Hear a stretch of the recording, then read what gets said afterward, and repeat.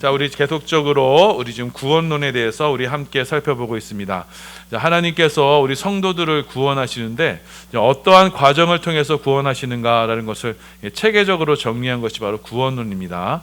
오늘은 칭의, 그러니까 의롭다 하심을 받는다라는 것 두 번째 시간으로 우리 칭의에 대해서 말씀을 나누도록 하겠습니다. 자, 구원의 순서는요, 여태까지 배운 것은요, 먼저는 예지.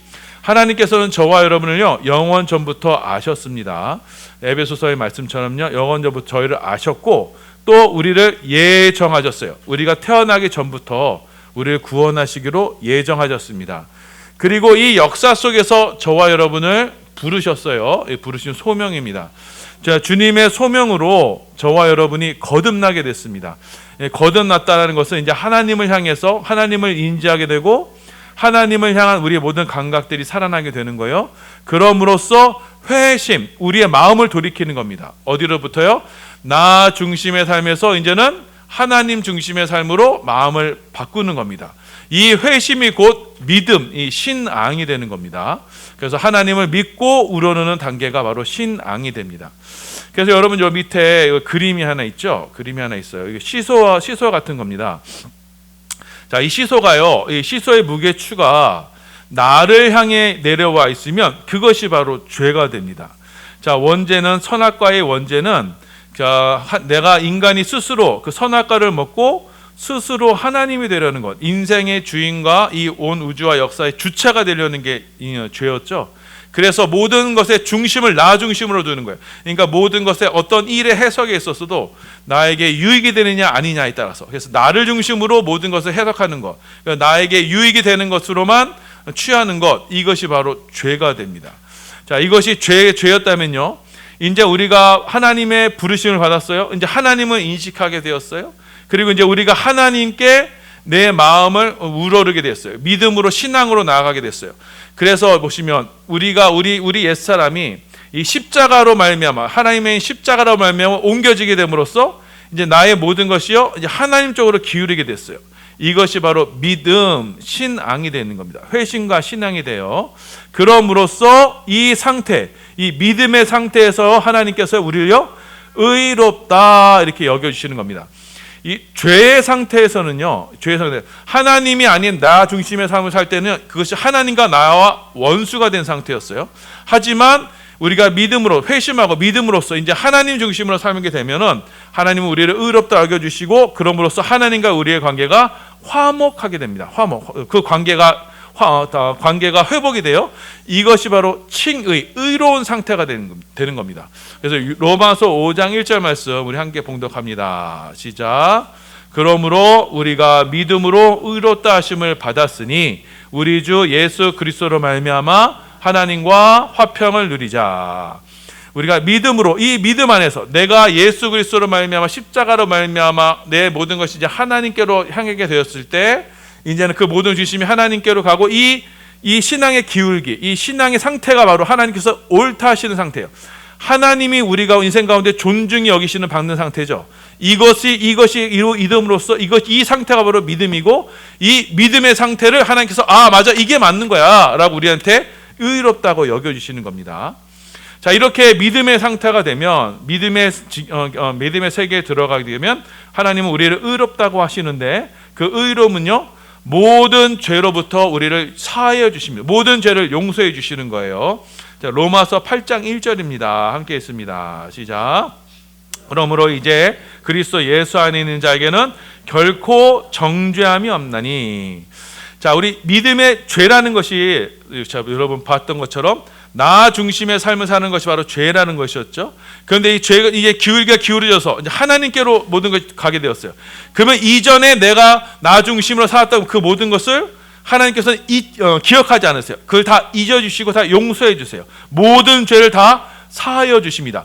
내가 내 중심적으로 살아서 했던 모든 행악된 행실들을 주님은요, 이 믿음으로 말미암아 다 용서해 주시는 거예요.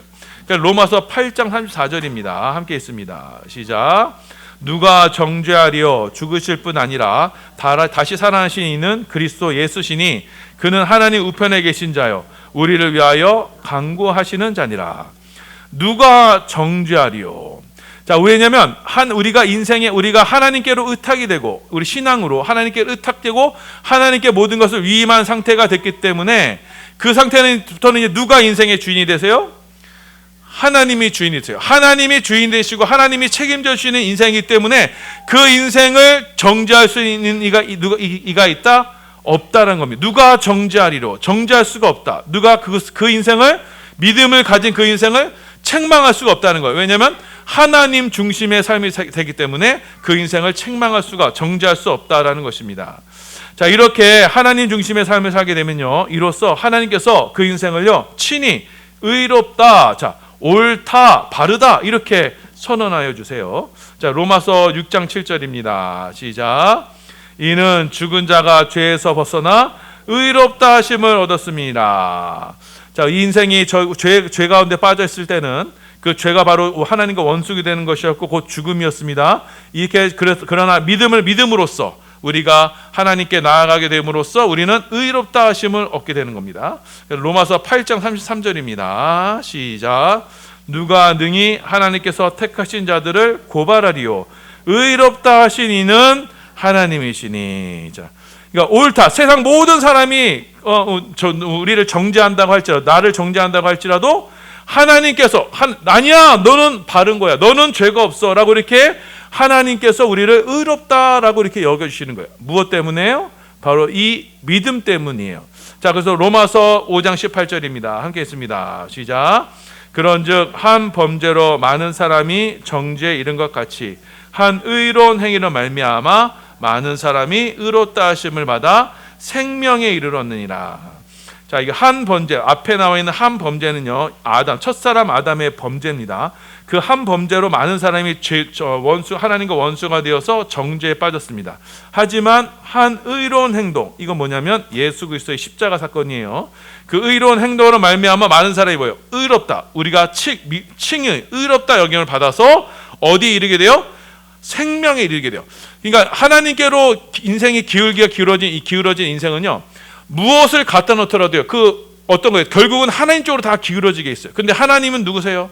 생명의 하나님이세요. 그래서 모든 것이 다 어떻게 해요? 결국 생명으로 이어지는 삶을 살게 돼요. 그게 뭐냐면 믿음을 가진 이들에게 주어지는 거예요. 하지만 이 믿음이 없는 사람들이요, 항상 나 중심으로 사는 사람들이요, 결국 선행을 하거나 좋은 일을 나 칭찬받는 일을 해도 결국 나 중심으로 하기 때문에 그것은요, 거기에는 생명이 없어요. 죽음뿐이에요. 믿음을 가진 이들에게만 이 생명이 우리 가운데 있게 되는 겁니다. 자, 그리고 다음 넘기셔서요.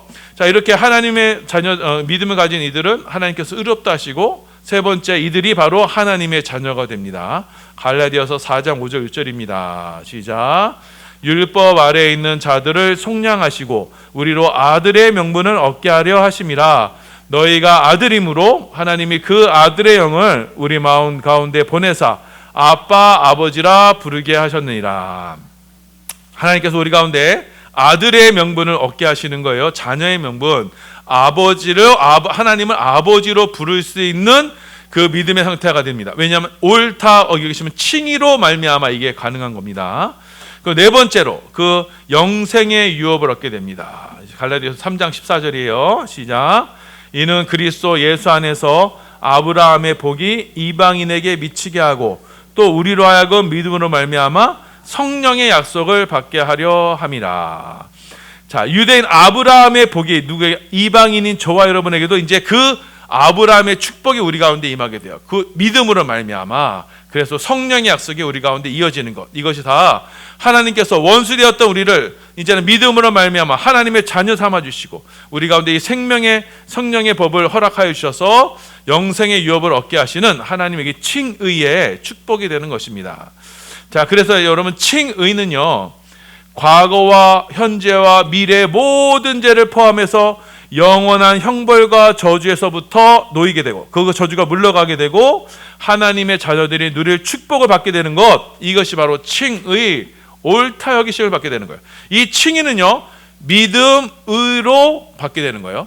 여러분, 믿음 때문에가 아니에요. 여러분 이걸 주의해야 돼요. 믿음 때문에가 있고 믿음의로가 있어요. 자, 믿음 내가 믿기 때문에가 아니에요. 믿음은 내 것이 아니에요. 믿음, 내가 하나님께 주신 그 믿음, 선물인 믿음 때문에 내가 이 칭의를 받게 되는 거예요. 그래서 여러분 믿음은 우리 게 아니라 그랬죠. 그래서 내가 믿기 때문에 의롭게 된다, 이게 아닙니다. 하나님이 주신 그 선물인 믿음으로 우리가 이 칭의에 들어가게 되는 거예요. 믿음조차도 하나님의 선물이기 때문에 이 칭의도 결국 하나님의 모든 은혜로 우리에게 주시는 겁니다. 자, 그럼 이렇게 하나님께서는 죄와 저주와 사망 가운데, 죄 가운데 있던 우리들에게 이 믿음을 주시고 우리를 옳다 여기시는 이 칭의를 베푸시는데, 이 칭의를 언제 베푸셨느냐? 자, 그래서 우리가 언제부터 의롭다함을 받았느냐? 이것이 우리 장로교회 전통에 따로 있습니다. 자, 칭의는 분명히 여러분 믿음의 산물이에요. 그러나 이 칭의의 시기는 역사 이전에, 우리가 창세 이전에 하나님께서 저와 여러분을 이미 택하셨고, 그로써 하나님께서 우리를 구원하시는 겁니다. 자, 하나님은요 영원 전부터 택자들을 의롭게 보신 거예요. 디모데후서 1장 9절입니다. 함께 읽습니다. 시작. 하나님이 우리를 구원하사 거룩하신 소명으로 부르심은 우리의 행위대로 하심이 아니요 오직 자기의 뜻과 영원 전부터 그리스도 예수 안에서 우리에게 주신 은혜대로 하심이라. 자, 하나님께서 우리를 부르셔서 우리를 구원하시는 것은, 자, 하나님께서 영원 전부터 하나님의 뜻을 세워두셔서 그것으로 우리에게 주신 거예요. 그러니까 우리를 하나님의 자녀 삼으시고 옳다 하시고 모든 죄를 용서하시고 옳다 하시고 하나님의 자녀 삼으신 그 때를요 언제부터? 영원 전부터, 이 역사 이전부터 주셨다는 거예요. 하나님은 창세 이전에 우리를 구속하시고 하나님의 자녀로 보신 거예요. 그것이 여러분, 그래서 이 창세 전에 우리를 하나님의 자녀 삼으신 것을 이 역사 속에서 실현한 겁니다. 자, 그래서 여러분, 택자들, 하나님의 택함을 받은 사람들은 영원 전부터, 이 세상이 세워지기 전부터 하나님의 원래의 소유였던 거예요. 자, 요한복음 17장 6절입니다. 함께 읽습니다. 시작. 세상 중에서 내게 주신 사람들에게 내가 아버지의 이름을 지켜 나타냈나이다. 그들은 아버지의 것이었는데 내게 주셨으며 그들은 아버지의 말씀을 지켰나이다. 그러니까 하나님의 택하신 백성들은 이미 그 아버지의 것이었어요. 영원 전부터 아버지의 것이었고, 그들이 이제 우리는 예수님의 소유가 되는 것입니다. 자, 이것이 왜 중요하냐면요. 자, 우리 성경을 보는 여러 가지 관점이 있어요. 그 중에 여러분이 세대주의라는 한 학파가 있습니다. 이건 교리가 뭐냐면, 하나님의 구원은 유대인에게만 한정되어 있었다. 그런데 이 유대인이 구원을 받지 않았기 때문에 잠시 이방인에게 갔다. 하지만 구원은 다시금 유대인에게로 돌아올 것이다라는 것을 주장하는 것이 세대주의 학파예요. 우리 한국 기독교가 이 세대주의 학파를 많이 받아들였습니다. 자, 그런데 이것은 잘못된 거예요. 유대인은요, 하나님 일종의 모형으로 쓰신 거예요. 여러분, 모형, 그 모델하우스 같이 쓰신 거예요. 하나님 나라의 모형으로 쓰신 거고, 실제는 뭐예요? 이방인을 포함한 우리 모두가 하나님 나라의 백성으로 구원받을 것을 하나님은 언제부터 작정하셨다고요?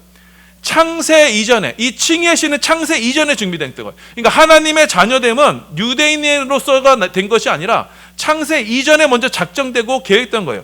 그래서 이제는 하나님의 자녀고, 이방인인 우리도 이제 하나님의 자녀로서 이미 계획된 것이 이 땅 가운데서 예수님이 성취하신 겁니다. 자, 그래서 여러분 밑에 칭의는요, 저와 여러분이 하나님의 자녀 되는 이 칭의는 영원 전부터 성부께서 작정하셨고, 그러니까 저와 여러분의 구원은요 이미 영원 전부터 계획된 거예요. 역사적으로 성자가 속죄와 부활을 통해 성취하셨고, 성령이 신앙의 선물로 개인에게 적용시킴으로써 우리는 영원 전부터 구원받기로 예정된 하나님의 자녀다라는 것을 우리에게 지금 말씀하고 있는 겁니다.